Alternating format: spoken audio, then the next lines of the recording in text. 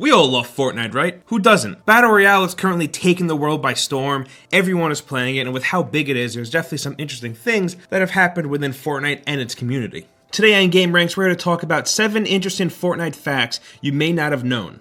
Starting off at number 7, when looking at Fortnite, I think it's important to look at Fortnite when it first launched and then look at it when Battle Royale launched 2 months later. Fortnite entered early access in July 2017, with the Battle Royale mode launching in September of the same year. When the PvE only game launched, it got decent to good reviews. It was kind of menu heavy, kind of repetitive, it had a very free-to-play vibe, even though you had to buy into early access. And while the microtransactions weren't as bad as something like Battlefront 2, they definitely did feel a bit in your face. So while Fortnite wasn't a bad game by any means, it was just kind of doing, like fine. Then Battle Royale releases pretty much out of nowhere, punches PUBG right in the face, helps to murder H1Z1, and is now one of the most played games on Twitch and has a crazy high player count. Epic really got everyone to care about their game again with an awesome free-to-play Battle Royale game. And with Epic moving a lot of its team to focus solely on Battle Royale, I'm sure it's just gonna get 10 times better.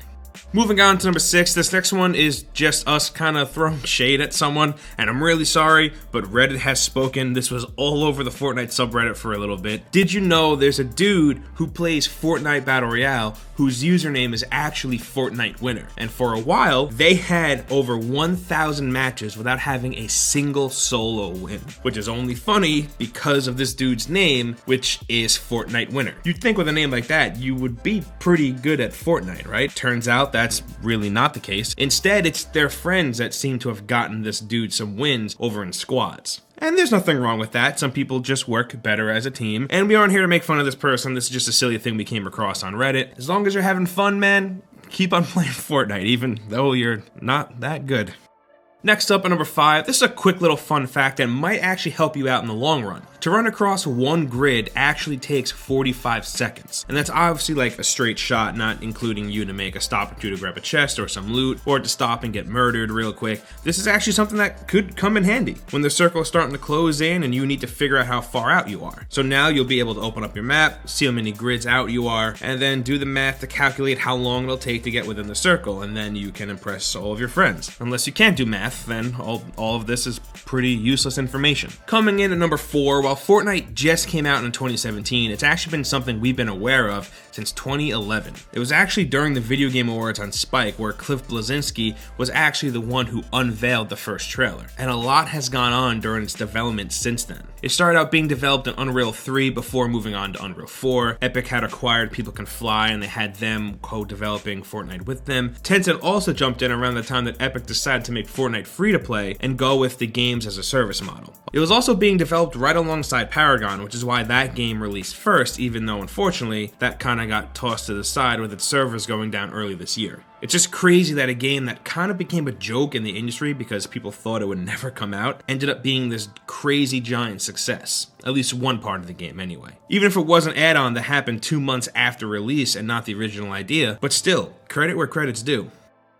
Next up at number 3, back in November of 2017, Epic not only banned some users who were cheating, but they also decided to go after some of them legally, claiming that they violated the end user license agreement, which technically they did by cheating. But what's so crazy about the story is that one of those users is actually a 14-year-old kid. This kid was using paid cheats like an aimbot like you would purchase online, and oh boy, was this kid's mom pissed. She wrote a letter to the court that was handling the case and attacked Epic and pointed out everything that she thought they did wrong, saying that the case is based off of a loss of profits, even though Battle Royale is a free-to-play game, claiming that they should be going after the people that actually sell these cheats online and not the users that are paying for and using them, and that Epic had no proof that this kid was in any way, shape, or form actually modifying the game, even though he did have a YouTube channel that did name the cheat software that he was using.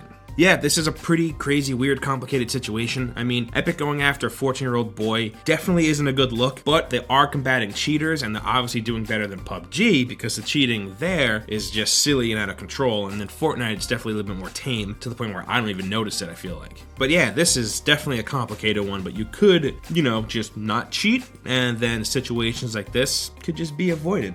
Just saying, putting the idea out there. Coming in at number 2, when Fortnite's Battle Royale mode launched, PUBG creators Bluehole were not happy with Epic releasing a Battle Royale game that was very similar to their own. They weren't necessarily upset with another Battle Royale game being on the market, seeing that there already had been a few more that popped up, one of them actually being a new GTA Online mode. What actually had them more upset was Epic was mentioning PUBG in their promotional material, saying that they were big fans of PUBG. And another thing that had them upset was the fact that they licensed the Unreal Engine from Epic, which both Fortnite and PUBG run on. During an interview, a Bluehole employee spoke about the fear of Epic possibly making fixes to the engine to better support the Battle Royale genre as a whole, and that maybe those improvements would be withheld from Bluehole. Seeing that Epic is the creator of Unreal Engine, you know they're most likely actively working on bettering the engine to work better with Fortnite, but I'm not entirely sure if they would be able to withhold certain improvements from other developers that license the engine from them, but if it is something they're able to do, then I do get where Bluehole is coming from. That is kind of scary and does kind of suck.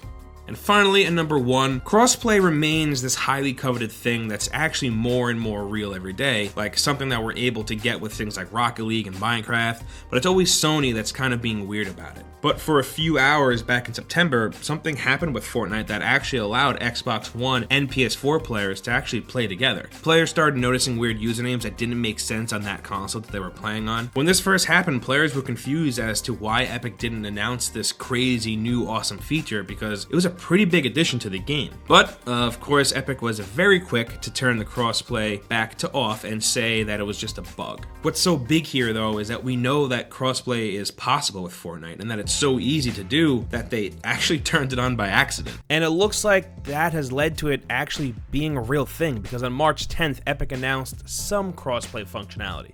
Not PS4 versus Xbox, but every other which way. It's just funny that what led up to it was teased by someone behind the scenes actually making a mistake. But hey, this is awesome. And those are 7 interesting Fortnite facts you might not have known, but we want to hear from you. So meet us down in the comments and let us know what you think. And as I'm sure you already know, hitting that like button really helps us out. And if you're new here, subscribing is a good idea because we put up videos like this every single day. As always, thank you for taking the time to come by and hang out with us. We really appreciate it. And we'll see you next time right here on gameranx.